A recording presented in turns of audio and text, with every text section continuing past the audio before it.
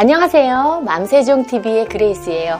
오늘은 호의가 반복되면 권리가 된다. 이 이야기를 좀 나누어 볼게요. 솔직히 인간 본성이 경제성을 추구하게 되어 있거든요. 그래서 연애하는 남녀가 이런 이야기도 하잖아요. 잡은 물고기에는 더 이상 밥을 주지 않는다 하면서 연애 프로그램에 나오는 사람들도 보면 사귈 때까지는 굉장히 잘해주다가 이제 이미 커플이 되고 나면 더 이상의 관심을 주지 않는 거죠. 부끄러운 인간의 본성이라고 생각합니다. 여러분, 세상을 보는 눈이 어떻다고 생각하세요? 저는 부모의 관점으로 이야기해 볼게요. 부모가 되면은요, 세상을 보는 눈이 자녀의 성장 과정에 맞춰져 있는 것 같아요. 예를 들어서 신생아 엄마가 과연 대학 입시에 관한 정보나 이런 거에 관심이 아주 많을 수가 있을까요? 맘카페나 산후조리원 이런 거에 관심이 많겠죠. 이유식에도 관심이 있을 수 있고 아이와 관련된, 내 자녀와 관련된 그런 관심사에 엄마도 눈높이가 맞춰지는 것 같더라고요. 저의 경우도 그렇고 주변을 보면 좀 그랬어요. 그런데 만약에 내 자녀가 수험생이다 그러면 온갖 수험 정보나 이런 것들을 굉장히 관심을 많이 갖게 되고, 또 이런 생각 한번 해볼까요? 만약에 내 자녀가 예체능을 전공하는 아이예요. 그러면 엄마는 거의 반예술가가 됩니다. 저 같은 경우는 제 전공도 언어 쪽이었고 우리 아이들이 언어에 굉장히 재능을 좀 보여서 저도 더 관심을 가지고 공부하고 자격증도 추가로 따고 해서 국어, 영어, 그리고 또 한자어, 한국어, 그리고 또 논술이나 글쓰기 이런 언어와 관련된 모든 과목을 지도할 수 있는 그런 강사가 되기도 하고요. 얼마 전에 한 친구를 만났어요. 그래서 재밌는 이야기를 나눴었는데 그날 화제가 뭐였냐면, 우리가 이렇게 아이들을 다 키웠지만 과연 좀 지나친 사랑으로 오히려 내 자녀의 앞길을 막는, 내 자녀의 인생에 도움이 되지 않는 그런 경우는 없을까? 하고 반성도 하고 또 여러 가지 사례 얘기하고, 지나친 관심과 사랑으로 오히려 자녀를 망치는 일은 없을까? 그날의 주제는 그런 이야기를 좀 많이 했었어요.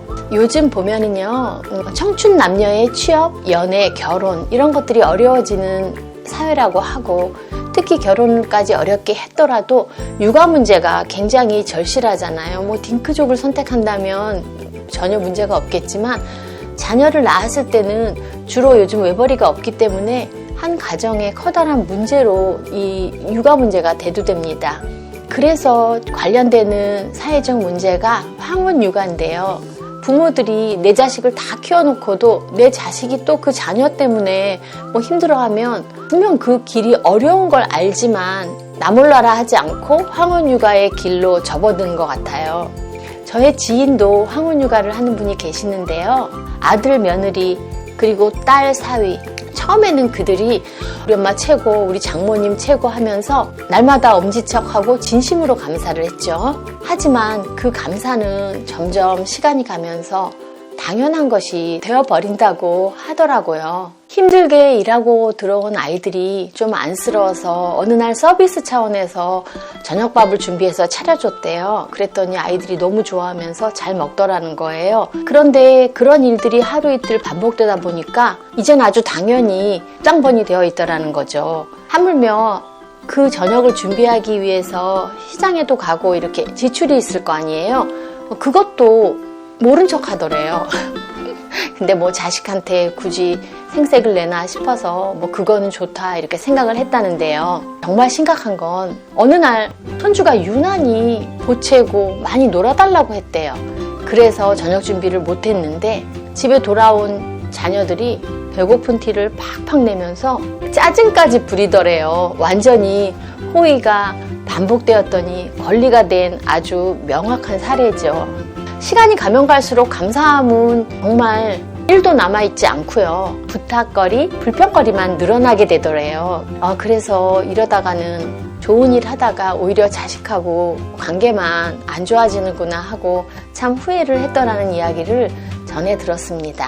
자녀들을 향한 무한한 짝사랑도 소중하고 좋지만요, 권리만 누리려는 그런 괴물 같은 자녀를 만드는 것도 잘못된 부모의 사랑이 원인이 된 거 아닐까 한번 심각하게 생각해 봐야 될 문제인 것 같아요. 그래서 그분은 황혼 육아를 한다는 사람이 있으면 도시락을 싸가지고 다니면서 말릴 거라고 하네요. 감사가 당연한 것뿐만 아니라 급기야는 점점 더 육아의 의존도가 높아지면서 주말까지도 자기 부부들끼리만 어디 갈 데가 있다고 하면서 아이를 맡기는 일이 늘어났고요. 어떤 일도 있었냐, 제가 들을 때 제일 마음 아팠던 일이 어느 날 그분이 손목이 너무너무 아팠대요. 그래서 물리치료를 받고 싶으니까 둘 중에서 한 사람이 반차를 좀 내다오 하고 부탁을 했는데, 물론 통증이라는 게 이렇게 눈으로 보여지는 게 아니잖아요. 그래서 뭐 일부러 그런 건 아니었겠지만 별로 심각하게 생각하지 않는 그 자녀들이 요즘 회사가 굉장히 바쁠 때라면서 정말 미안하다 이렇게 말 한마디 하고는 그냥 출근을 해버렸대요. 그래서 그 통증 때문에 그날 너무너무 고생을 했고요. 주말이 되어서야 병원을 가게 되었다는 이야기를 듣고 정말 마음이 많이 아팠습니다. 한없이 사랑하고 더 많이 감사하는 일이 가족 간의 관계가 되어야 하는데, 어쩌다 보니까 이렇게 사람들이 편하면 더 편하기를 바라는 그런 인간 본성 때문에 지극히 평범한 인간의 안 좋은 본성은 편한 것을 감사하기보다는 더 편하기를 바라는 데서 문제가 시작되는 것 같아요. 사회생활에서 부딪히는 인간관계도 염증이 나는데, 이렇게 가족관계에서도 밀당을 하고 이렇게 해도 되는지 아니면 저렇게 해야 되는지 이런 걸 고민한다는 게 참 마음 아픈 일이라고 생각합니다. 대한민국의 미래인 우리의 손자, 손녀들, 이 아이들을 돌보고 황혼육아를 담당하시는 할아버지, 할머니들 정말 소중한 일을 하는 건 맞고요. 진심으로 감사드립니다. 언제나 건강하시고 축복 많이 받으시기를 기도드리고, 자녀들과의 관계도 원만하게 지혜롭게 잘 풀어나가시기를 바라고요. 그 자녀들 역시 입장을 바꿔서 생각하고, 만약에 부모님이 아니라 육아 도우미나 이렇게 외부에서 어떤 인력을 고용해서 내 자녀를 맡긴다면 마음도 편하지 않겠지만 사실 상당한 비용이 들어간다는 거 알고 계시잖아요. 대한민국의 가정이 자신만의 방식으로 서로 협조하면서 행복하고 원만하게 서로의 요청을 주고받으면서 행복하게 원만하게 가족관계를 유지시켜 나가기를 바라고요. 모두 건강하고 행복하기를 바랍니다. 아참, 그리고요, 꼭 오늘 덧붙여서 해야 될 말씀이 있네요. 제가 영상을 올릴 때마다 항상 달려오셔서 댓글 달아주시고 피드백 주시고 좋아요도 눌러주는 귀한 유치님들의 꾸준한 응원으로 제가 이렇게 유튜버 5년차까지 왔는데요. 유치님들이 꾸준히 응원해 주신다고 해서 당연한 저의 권리로 생각하지 않고 매번 날마다 새롭게 감사드립니다. 여러분들이 놓치고 있는 감사는 없나요? 여러분들에게 호의를 베풀어 주시는 주변의 누군가에게 그 호의가 권리인 것처럼 생각하는 그런 일은 없나요? 오늘 밤에 우리 한번 다 같이 생각해 보기로 해요. 구독, 좋아요, 알림 설정 부탁드리고요.